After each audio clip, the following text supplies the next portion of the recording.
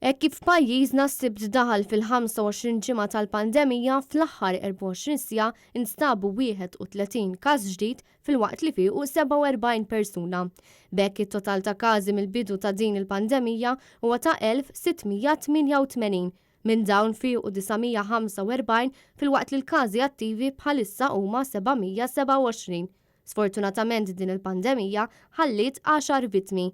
Net News qed jagħti stampa sħiħa ta' sitwazzjoni preżenti inkluż l-immigranti irregolari. Fuq il-paġna ta' Saħħa ntqal li mill-każi pożittivi rrappurtati l-ġimgħa 8 kienu familjari ta' każi pożittivi.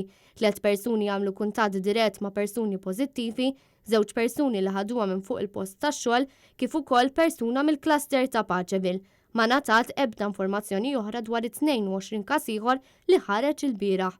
Għalhekk kollox jindika li dawn huma każi sporadiċi.